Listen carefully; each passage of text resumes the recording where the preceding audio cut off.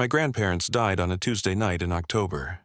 They had been at a fundraiser for the Charleston Music Hall. They had eaten dinner at the Carolina Yacht Club afterward. They were driving home on Highway 17 at 9:47 p.m. when they called me from the car. My grandmother said, "Sawyer, we just wanted to tell you we had a beautiful evening. Your grandfather wore the Navy suit you helped him pick out at Berlin's last spring. 3 different people told him he looked handsome. He pretended to be embarrassed. He was not embarrassed. He was very pleased." My grandfather in the background said, "Penelope, tell the boy I am driving." She laughed. She said, "He's driving, sweetheart. We'll see you Sunday for breakfast. I'm making the cinnamon biscuits you like." I said, "I love you, Grammy. Drive safe, Grandpa." He said, "Always do, son." The line went dead at 9:51 p.m. The drunk driver hit them at 9:53 p.m., head-on. He had been doing 84 miles per hour in a 60 zone. He had been at a bar in Mount Pleasant since 6 p.m. He had a 0.21 blood alcohol level when they tested him at the hospital. My grandparents were pronounced dead at the scene at 10:11 p.m. The drunk driver survived with a broken collarbone and a concussion. He was 27 years old. He is now serving 15 years at Lieber Correctional Institution. I have not been to a single hearing. My grandfather, who was a federal prosecutor for 30 years, would have wanted me to attend. My grandfather would have understood why I did not. I want to tell you what happened in the 11 days after they died. I want to tell you what was in their will. I want to tell you what my family demanded I do with their estate, and what I refused to do, and what happened the morning my parents and my brother and my sister and my uncle and my aunt arrived at my grandparents' mansion to evict me from a house they had been told, in writing, did not belong to them. I want to tell you what my grandfather had documented in a locked vault in his study for the past 30 years.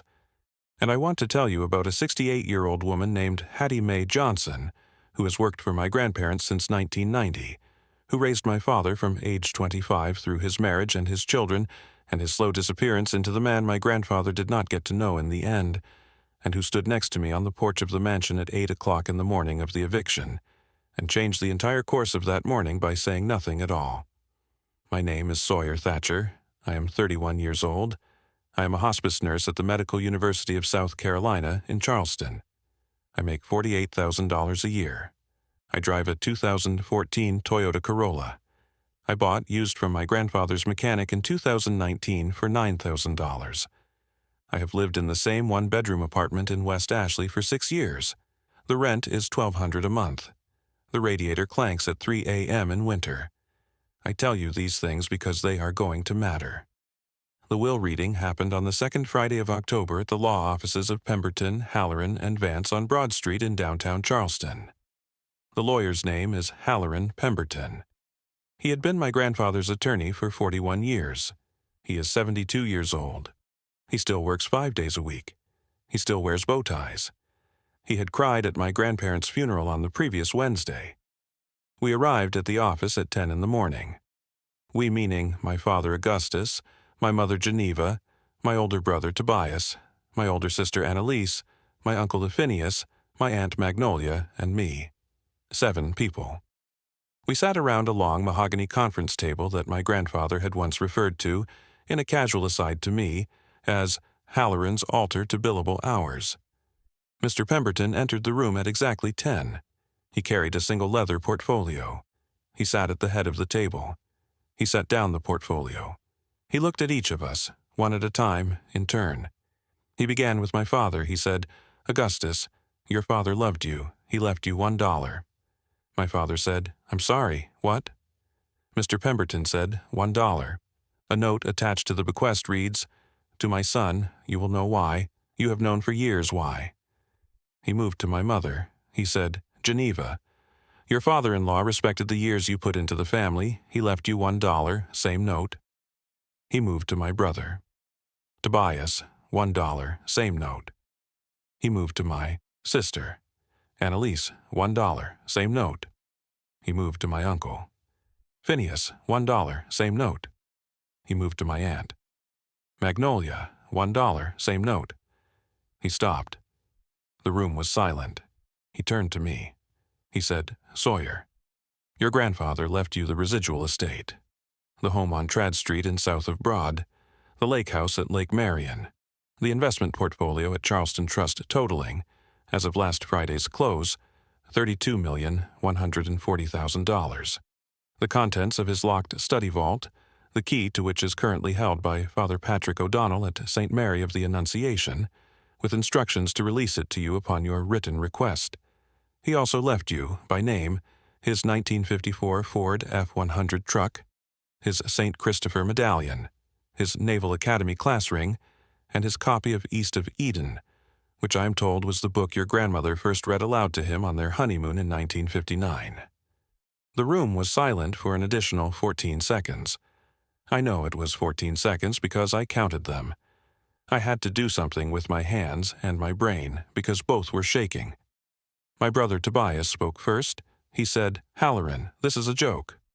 Mr. Pemberton said, "Tobias, it is not a joke.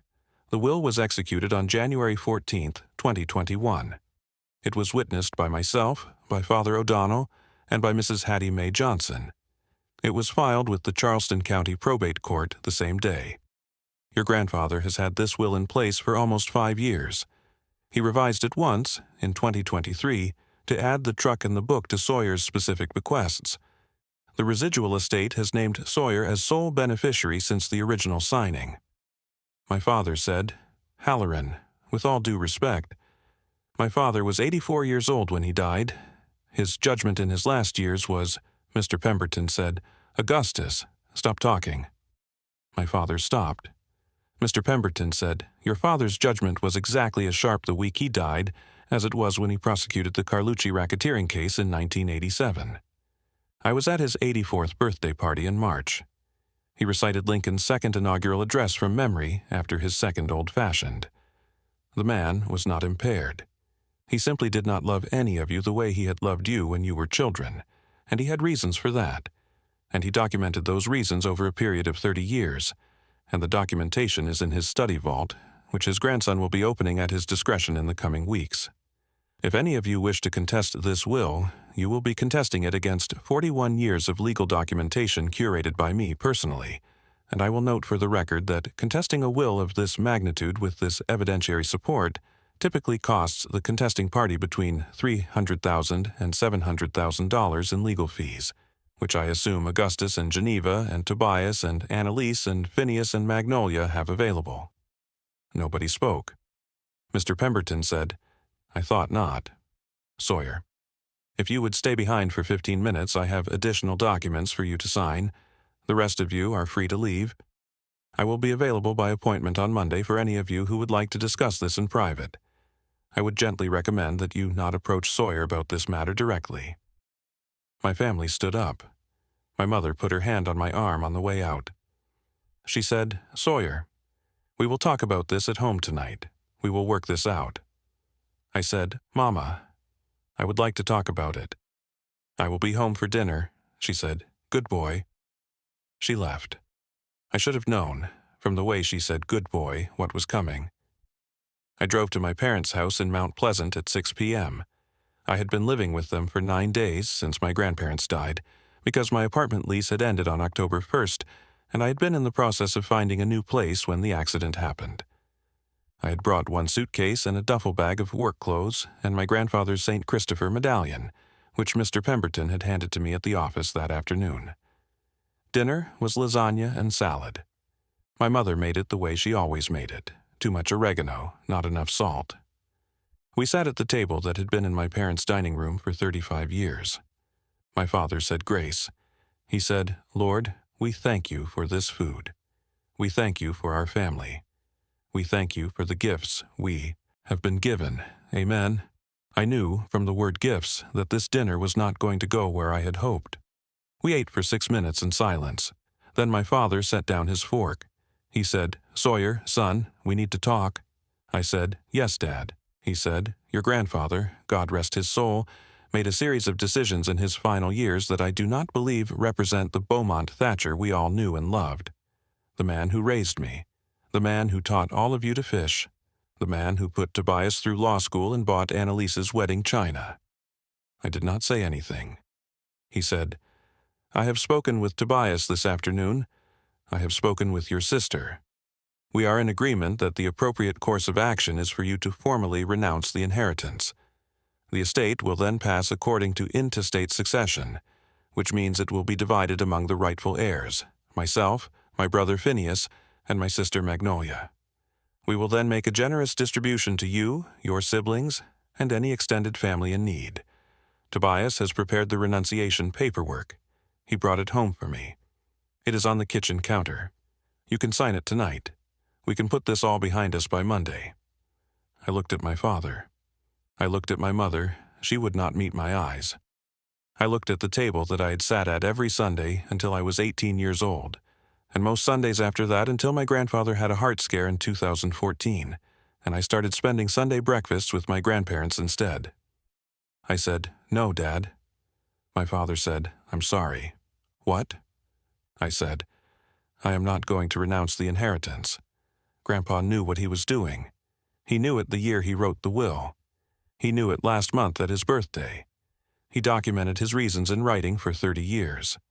I am not going to undo what he did because it is inconvenient for the rest of you. My father's face changed. I had seen this face exactly twice in 31 years. The first time was the night I told him I was going to be a hospice nurse instead of a lawyer like Tobias. The second time was the day I refused to take a job at a real estate firm he had arranged for me at age 26. He said, "Sawyer, I am going to give you one chance to reconsider what you just said." I said, "Dad, I am not reconsidering." He stood up. He said, "Then you can leave my house in the morning.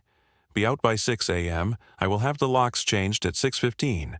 Take the suitcase, take the duffel bag, take your grandfather's medallion. Do not take anything else." My mother said very quietly, "Augustus." My father said, "Geneva. He has chosen money over his family. We do not need a son who chooses money over his family. He can go live in his grandfather's mansion. Let us see how long he lasts." I stood up. I said, "Dad, I did not choose money over my family. I chose Grandpa over you. He chose me first. For 11 years, I am just standing where he put me." My father did not respond. I went upstairs. I packed the duffel bag and the suitcase. I put my grandfather's medallion around my neck. I sat on the bed in the guest room until 5:30 a.m. I went downstairs at 5:45 a.m. My father was at the kitchen table drinking coffee. He did not look at me. My mother was not in the kitchen. I have not seen her since. I put my key on the counter. I walked out the front door at 5:51 a.m. I drove to my grandfather's house on Trad Street in south of Broad and let myself in with the key Mr. Pemberton had given me. The mansion was quiet. Hattie Mae was in the kitchen. She looked up when I walked in. She had been making coffee. She had been putting biscuits in the oven the way she always did at 6 a.m., the way she had been doing for 35 years. She said, "Mr. Sawyer." I said, "Hattie Mae, I'm sorry to come at this hour. She said, "Mr. Sawyer, sit down. The biscuits will be ready in 12 minutes. I sat down at the kitchen table where my grandfather had eaten breakfast every morning for 35 years. She said, "Your grandfather told me 8 months ago that if anything happened to him and your grandmother, I should expect you to come here. He said you would come because you would need somewhere to go. He said your father would not allow you to grieve under his roof. He said this not in anger. He said this in resignation. He had known your father for 60 years. I started to cry. Hattie Mae did not say anything. She did not put her arms around me.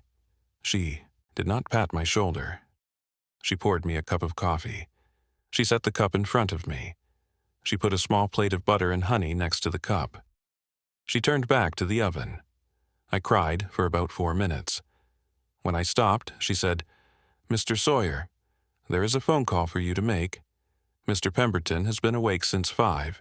He is expecting you to call when you arrive. He told me last night that I should give you the morning to settle in, but that you should call him by 7 a.m. I said, "Hattie Mae, why is he expecting me?" She said, "Because your father is going to come to this house today. Mr. Pemberton has known this for 9 days. We have all known this for 9 days. Your grandfather knew it would happen. He prepared for it. You are not going to be alone today, Mr. Sawyer. Eat your biscuits first, then call Mr. Pemberton, then we will be ready. I ate the biscuits. They tasted exactly like the biscuits my grandmother had been making for me on Sundays for the last 11 years. I called Mr. Pemberton at 7 a.m. He said, "Sawyer, are you at the house?" I said, "Yes."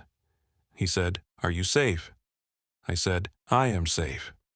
"Hattie Mae is here." He said, "Good, listen to me carefully. Your father will arrive at the mansion this morning. He will be accompanied by your brother, your sister, your uncle, and your aunt. They have been planning this since last night. Your brother has prepared paperwork claiming you are mentally unfit to inherit. They have arranged for a sheriff's deputy to accompany them. They have hired a locksmith. There is a moving truck on standby.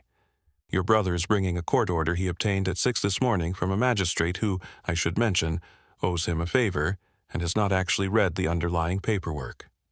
I said, "How do you know all of this?" He said, "Because your grandfather and I prepared for this 9 years ago, and because Hattie Mae has been listening to your father's phone calls in your grandparents' kitchen for 8 years, and because your Aunt Magnolia mentioned the plan to her hairdresser last night, who is the cousin of one of my paralegals. We have a small city, Sawyer. People talk." I said, "What do I do?" He said, "Stay at the house. Do not answer the door when they arrive. I will be there at 7:45 with 4 other people. We will handle this together. I have already filed an emergency restraining order request. It was granted at 5:45 this morning by Judge Cyrus Brennan, who served on a destroyer with your grandfather off the coast of Vietnam in 1965, and who has been awake since 5 preparing this paperwork as a personal favor to a man he loved. The restraining order prohibits any of your immediate family from entering the property at Trad Street for the duration of the will contest period. The contest period, given the airtight documentation, is going to be approximately 14 days.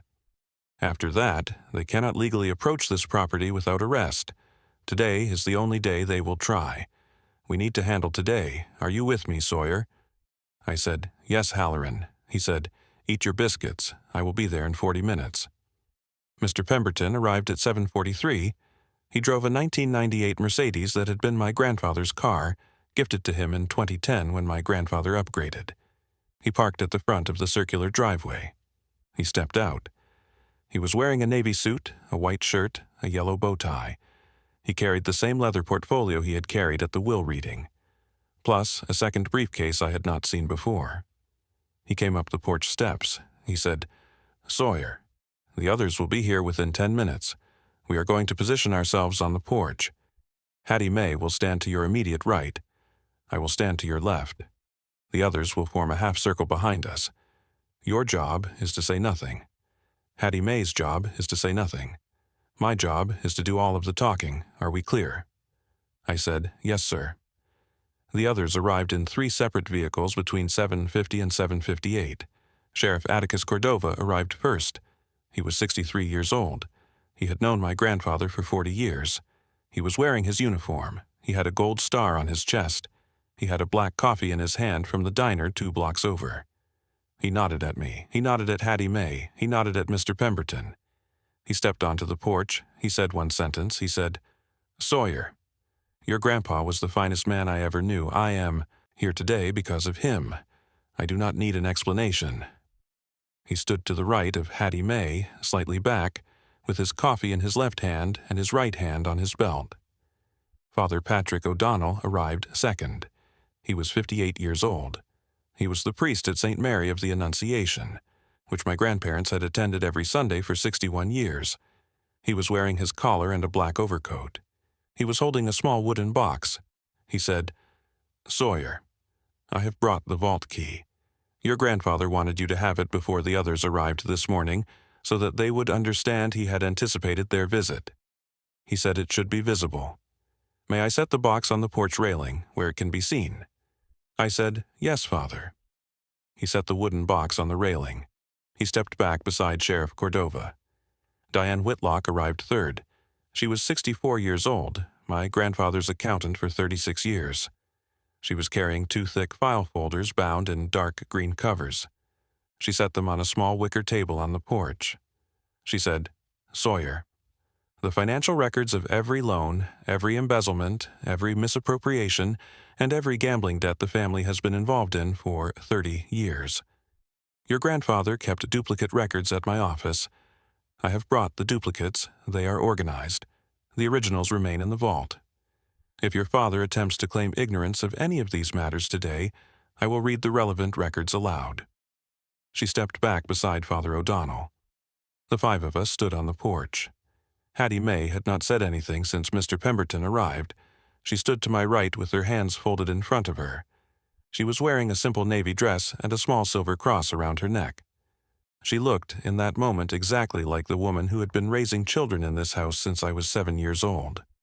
At 8:04 a.m., 4 cars came up the long driveway in a convoy.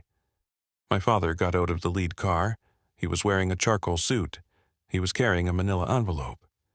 My brother Tobias got out of the second car. He was wearing his lawyer suit. He was carrying a different manila envelope. My sister Annalisa got out of the third car. She was wearing a blue blazer over a white blouse.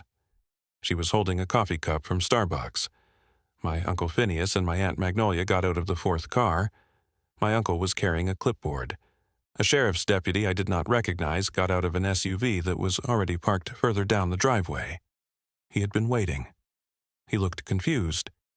He saw Sheriff Cordova on the porch, and his face did something that I do not have a word for. A locksmith's van pulled up at the end of the driveway. The locksmith stepped out, took one look at the porch, took one look at the sheriff, took one look at the priest, and got back in his van. He pulled away. He did not speak to anyone. A moving truck pulled up behind the locksmith's van. The driver of the moving truck got out, looked at the porch, looked at the sheriff's deputy, looked at his own paperwork. He said something quietly to the sheriff's deputy. The sheriff's deputy walked up to my father and said something I could not hear. My father waved him off. The deputy walked back to the moving truck driver. The two of them stood at the bottom of the driveway, neither of them moving any closer. My family kept walking. My father reached the bottom of the porch steps. He stopped. He looked at the porch. He looked at Mr. Pemberton. He looked at Sheriff Cordova. He looked at Hattie Mae. Hattie Mae did not move. My father said, in a voice that was already different than the voice he had used the night before, "Halloran, what is this?" Mr. Pemberton said, "Augustus, good morning. I want to make sure we are all clear about what is going to happen in the next 10 minutes. So, I am going to explain it once, calmly, and then I am going to ask you and your party to leave the property and not return." My father said, "Halloran." Mr. Pemberton held up his hand. He said, "I have a court order from Judge Cyrus Brennan, signed at 5:45 this morning, prohibiting any member of the Thatcher family by name, Augustus Thatcher, Geneva Thatcher, Tobias Thatcher, Annalise Thatcher Whitfield, Phineas Thatcher, and Magnolia Thatcher Hadley, from approaching the property at Trad Street for the duration of the will contest period. I am going to hand this order to Sheriff Cordova in approximately 1 minute. The sheriff is going to inform you that you are in violation of the order and that you have approximately 5 minutes to leave the property before he is required to issue citations." He paused. He said, "Before we proceed to that step, I am going to give your family one opportunity to leave voluntarily, without citations, without arrests, without your names appearing in the public record of an attempted unlawful eviction at the home of a 31-year-old hospice nurse who is grieving the loss of his grandparents. The opportunity is now. The opportunity will close in 90 seconds. My brother Tobias stepped forward. He said, "Halloran, with respect, I have an emergency motion from Magistrate Hennessy, signed at 6 a.m. this morning, requiring my brother to vacate the property pending a competency hearing. We have grounds," Mr. Pemberton said. "Tobias, Magistrate Hennessy is your former roommate from the College of Charleston. He signed your motion at 6 a.m. without reading the underlying paperwork. I had a phone conversation with Chief Magistrate Whitfield at 6:20 a.m. this morning. Magistrate Hennessy is going to be receiving a formal inquiry about that motion later today. The motion has been administratively stayed pending review. It is, as of 7 a.m. this morning, not enforceable." Tobias's face did the thing my father's face had done the previous night. Mr. Pemberton said, "Furthermore, Tobias, I have copies of the documentation your grandfather collected on you over the past 20 years. This documentation includes the Ring camera footage of Magnolia removing your grandmother's pearls from her dresser in October of 2020. It includes bank records of Phineas's embezzlement from the Thatcher Family Foundation between 2017 and 2018. It includes 38 separate text messages from Augustus referring to Beaumont in language I am not going to repeat in front of Father O'Donnell. It includes records of the $412,000 in gambling debts your father has accumulated over the past 3 years, of which Beaumont quietly paid off $240,000 against your father's promise to seek treatment, which your father did not seek. And it includes, Tobias, this is for you specifically, a transcript of a conversation your grandmother had with you at Easter dinner in 2019, in which you referred to her as the old lady to your wife in the kitchen. Your grandmother heard the entire conversation. Your grandfather heard the entire conversation. Neither of them ever said anything to you. They simply made notes. Tobias said, "Halloran, that is," Mr. Pemberton said, "Tobias, stop talking." Tobias stopped. My father said, "Halloran, we are family. There has to be a way to discuss this." Mr. Pemberton said, "Augustus, there was a way to discuss this. The way was to be a son to your father for 60 years, to be a brother to your siblings, to be a husband to your wife, and to be a father to your children. The way to discuss this was to be the man your father wanted you to be. You chose, instead, over 40 years, to be a different man. Your father did not write you out of his will because of what you were. He wrote you out of his will because of what you became, and he documented every step of the becoming. Sawyer is not going to renounce this estate. Sawyer is not going to share this estate. Sawyer is going to live in this house and continue working as a hospice nurse and grieving his grandparents. You are going to leave this property in the next 4 minutes." My father did not move. My mother was not present. She had not come. Hattie Mae took one small step forward. She said her first word of the morning. She said, very quietly, "Augustus." My father looked at her. Hattie Mae has known my father since he was 25 years old. She has cooked his breakfast. She has washed his clothes. She has watched him grow up. She has watched him become the man he is. She is the only person on the porch, including me, who can speak to my father with the authority of someone who has actually known him every day of his adult life. She said, "Augustus, your daddy used to talk to me about you. He used to sit at this kitchen table on Sunday mornings, after Mr. Sawyer left, and he would tell me how he hoped you would come around. He used to tell me until about 10 years. Ego." Then he stopped. He stopped because he did not believe it anymore. I want you to know that. He did not believe it anymore. But he never said it out loud. He never said it to your mother. He never said it to your wife. He never said it to your son. He said it only to me, and only because he thought I was the only person in this house who would not pretend with him. She paused. She said, "Augustus, take your family. Get back in your cars. Do not come here again. Mr. Sawyer is the man your daddy wanted to leave this house to. Mr. Sawyer is the only one of you who came here on Sundays. The rest of you came here on holidays, and you came on holidays for the gifts. Your daddy noticed. He noticed for 30 years. You are not going to undo any of it standing in this driveway. Go home, Augustus."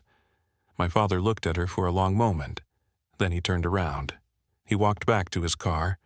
The rest of my family followed. The 4 cars left the property in reverse order from how they had arrived. The sheriff's deputy, who did not know what he had walked into, got into his SUV and pulled away. The moving truck driver pulled away after him. The locksmith's van was already gone. It was 8:23 in the morning. My grandparents had been dead for 11 days. The 5 of us stood on the porch in silence. Then Hattie Mae said, "Mr. Sawyer, come inside. The biscuits will be cold by now. I will make new ones." We opened the vault 3 weeks later. Father O'Donnell brought the key. Mr. Pemberton brought the documentation log. Hattie Mae brought a tray of coffee. I brought my grandfather's St. Christopher medallion.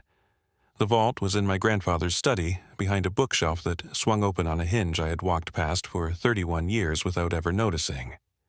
Inside the vault were 47 file folders, organized by family member dated by year, containing the documentation Mr. Pemberton had referenced at the eviction. Every loan, every theft, every gambling debt, every cruel comment overheard by my grandparents and quietly written down. 47 folders covering 30 years of what my grandfather had called, in a note inside the vault, the slow becoming of people I should have raised better. Stacks of cash totaling approximately $140,000, which my grandfather had labeled Hattie Mae's emergency fund. Give to her in person, with a hug, and tell her to use it to take her grandchildren somewhere warm.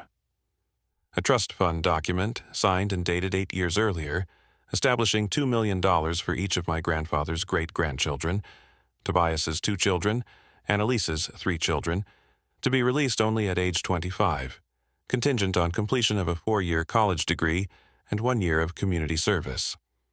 The document specifically stated that the trust funds were not to be reduced or canceled in the event of any will contest or family dispute. My grandfather had separated his great-grandchildren from his grandchildren in his judgment. He had decided, in 2017, that his judgment of the parents should not become a sentence on the children. His war medals from Vietnam in a small velvet-lined box, his Naval Academy class ring, a photograph of my grandmother, aged 23, sitting on the porch of a house in Sullivan's Island in 1958, wearing a yellow sundress and laughing at something I would never know. A letter from my grandfather to me. I read the letter sitting at my grandfather's desk, with Father O'Donnell, Mr. Pemberton, and Hattie Mae in the room. The letter said, "Sawyer, by the time you read this, your grandmother and I are gone. I am sorry to leave you with what comes next. Your family will not handle this well. They have been waiting for our death for many years. They have not been waiting because they will miss us. They have been waiting because they thought our money was theirs. It was not theirs, it is yours. Not because you asked for it. Because you were the only one who never did. You came to breakfast every Sunday for 11 years. You sat with your grandmother through chemo. You planted roses with me. You called every Wednesday and asked how we were. You were the only person in this family who treated us like a grandfather and a grandmother instead of like a checkbook with a heartbeat. The mansion is yours. The lake house is yours. The vault is yours. The $32 million is yours. Use it the way you have used your time for the last 11 years, quietly, generously, without telling anyone. I love you, son. Your grandmother loved you. Take care of Hattie Mae. She raised your father. She has watched what he became. She has not deserved to live with that knowledge alone. Give her the lake house in your will when your time comes. She will know why. Yours, always, Grandpa." I read the letter twice. Then I read it once aloud to Hattie Mae, who had not yet known what was in it. She cried for a long time. I gave her the cash that morning, $140,000. I did not write her a check. I gave it to her in the canvas bag my grandfather had labeled. I told her what the label said. I told her to take her grandchildren somewhere warm. She said, "Mr. Sawyer, I cannot accept this much money." I said, "Hattie Mae, he left it for you. He labeled it. He told me, in the letter, to give it to you with a hug. I am following his instructions." I hugged her. She held on to me for a full minute. I am still a hospice nurse at the Medical University of South Carolina. I did not quit. I do not plan to quit. The work is the work I am supposed to do. I knew that the day my grandfather had his heart scare in 2014. I knew that the day I sat with my first patient in 2018. I knew that the day my grandmother lost the last of her hair in chemo in 2019, and I was the one who held the bowl while she was sick. Some people inherit money and stop working. I do not understand them. The work is not the punishment. The work is the meaning. I donated $5 million anonymously to the Charleston County School District in February. The donation was earmarked for art programs in Title I schools, schools where most of the students qualify for free or reduced lunch. My grandmother had been a public school teacher for 38 years. She had retired the year I started college. She would have liked the donation. She would not have liked her name on it. I established a scholarship at the College of Charleston in my grandparents' names. $25,000 per year for 4 years, awarded to a student from Charleston County who is the first in their family to attend college. The first recipient was a young woman from North Charleston named Amani Whitfield. I attended her award ceremony. I did not introduce myself as the donor. I sat in the back. She gave a speech about her grandmother who raised her. I cried through most of it. I am paying off, anonymously, the medical bills of my niece Penelope, who is named after my grandmother and is 6 years old, and was diagnosed with leukemia in February. My brother Tobias does not know. He thinks the bills are being covered by his insurance company in a series of unusually generous decisions. They are not. They are being covered by a separate fund I established at the hospital. The trust fund my grandfather left her will be there for her future. The illness will not consume it. She will go to college, if she lives, with the money intact. I had to make that decision in February. It took me 4 hours. I made it because Penelope did not choose her father, and my grandfather, who left her $2 million in 2017, had clearly decided that the great-grandchildren were not to be sentenced for what their parents had done. I have not spoken to my father in 4 months. I have not spoken to my mother in 4 months. She has tried to call twice. I have not answered. I have not spoken to my brother or my sister at all.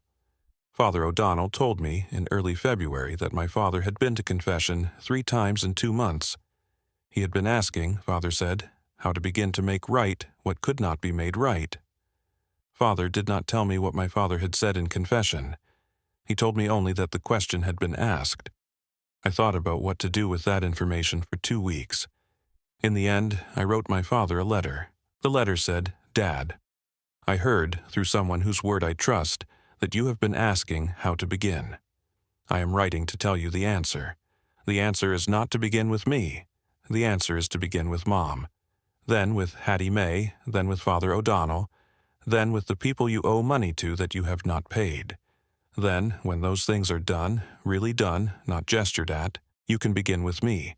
I will be here. I am not going anywhere. I love you, Dad. I am not your enemy. I am just not your wallet. Sawyer, I have not heard back from him. I live in the mansion on Trad Street. I do not need 10,000 square feet for one man and a hospice nurse's salary I am still earning. I have closed off most of the house. I live in 3 rooms, the kitchen, my grandfather's study, and the small bedroom upstairs where I slept on Sunday mornings when I was a child. The rest of the house is kept clean. Hattie Mae comes in 3 days a week. She does not need to.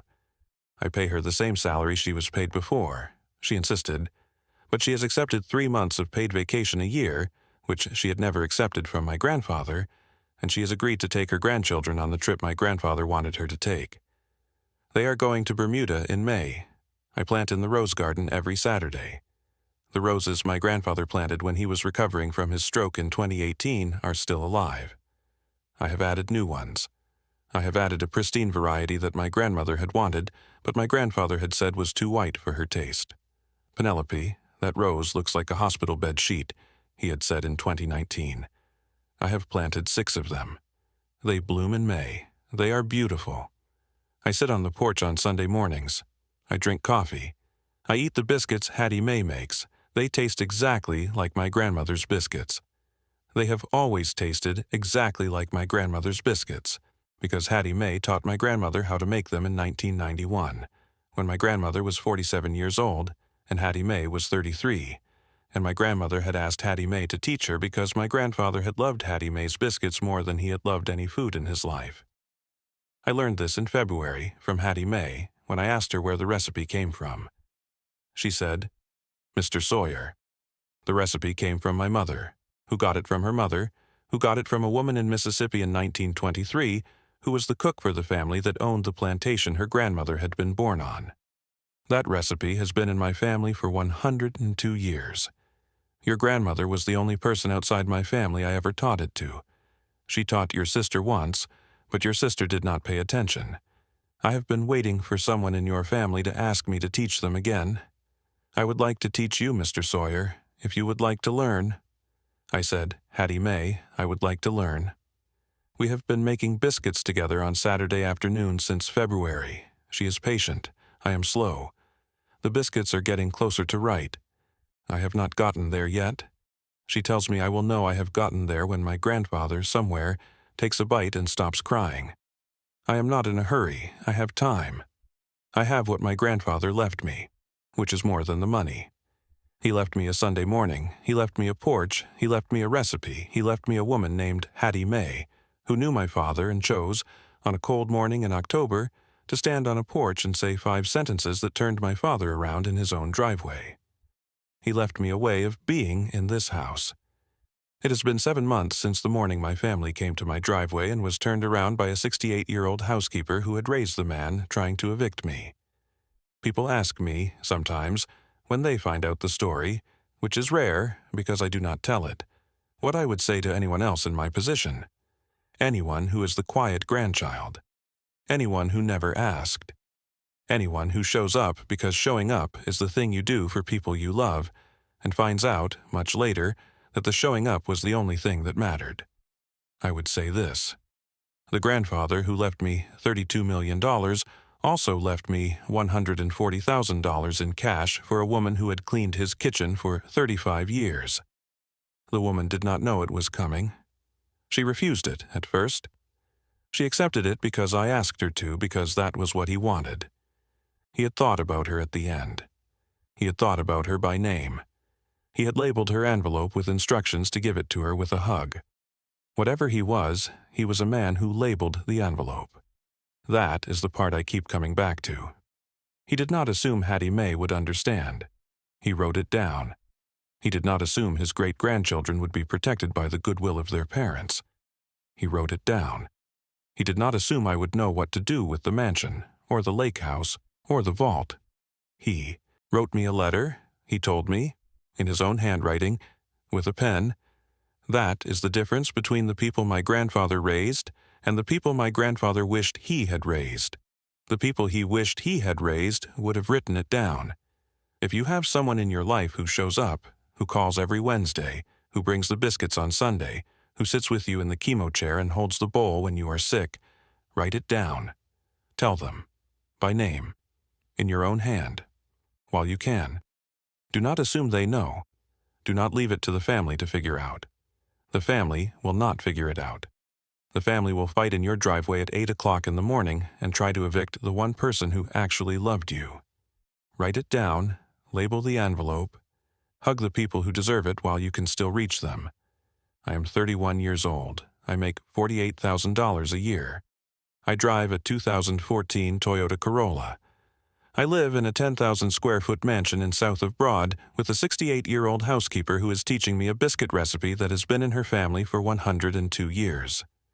That is my life now. It is a strange life. I have not gotten used to it. I do not think I will ever fully get used to it. But on Saturday afternoons when Hattie Mae and I stand at the kitchen counter and the flour gets on her apron and the butter gets on my hands, and she tells me, the way she has been telling me since February, that I am almost there, but not quite, that the dough still needs another minute of rest, that the oven still needs to be hotter, on those afternoons in that kitchen, I feel like the man my grandfather wanted me to be, a man who shows up, a man who learns the recipe, a man who feeds the people who come to the table. If you take anything from this story, take that. Show up, learn the recipe, feed the people who come to the table. The rest will sort itself out. I promise you it will.